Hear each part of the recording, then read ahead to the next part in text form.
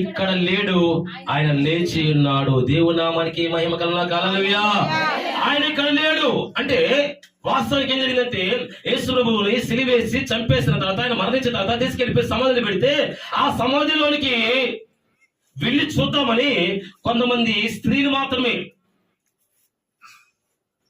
మగ్దలేని మరియా, మరొక మరియా, సలోమి అనేటువంటి కొంతమంది స్త్రీలు భక్తులు ప్రభువును చూడాలి, ప్రభు యొక్క దేహాన్ని చూడాలి అనే ఉద్దేశంతో వారు తెల్లవారక మునిపే చీకటిగా ఉన్నప్పుడే వారు లేచి వారి గృహాలను విడిచి, వారి ప్రాంతాన్ని విడిచి సమాధి తోటలోకి వెళ్ళిపోయి సమాధిలో ఉన్నటువంటి యేసు ప్రభు యొక్క దేహాన్ని చూద్దాం ఉద్దేశంతో స్త్రీలందరూ కూడా కొంతమంది వెళ్ళినట్టు మనం చూస్తున్నాం.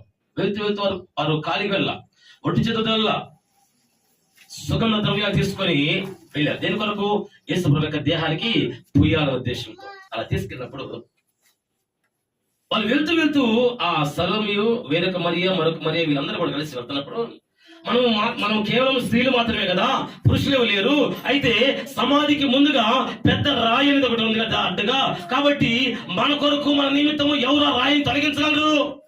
మనకి శక్తి సరిపోదు కదా, ఆ రాయిని తొలగించడానికి మనకి శక్తి సామర్థ్యము సరిపోదు కదా, మరి ఎలాగనా అని వీరు అనుకుంటూ ఆలోచించుకుంటూ తలంచుకుంటూ వెళ్తే, వెళ్ళగానే వారి ఊహ అంతా కూడా మారిపోయింది.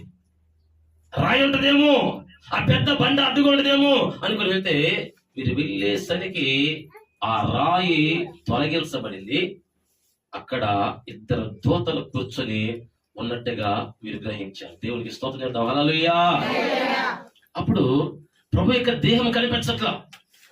ప్రభు దేహం అయిపోయింది. ప్రభువుని చంపేశారు, శిలువ మీద ప్రాణం పెట్టే విధంగా జరిగింది.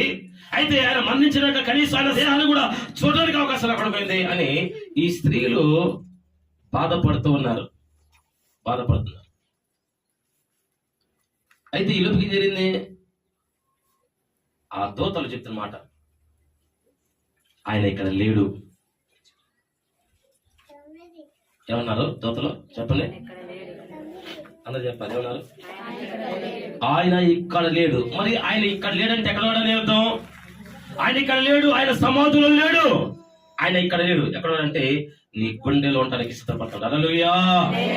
హల్లెలూయా. నీ హృదయంలో ఉండడానికి ఆశపడతాడు.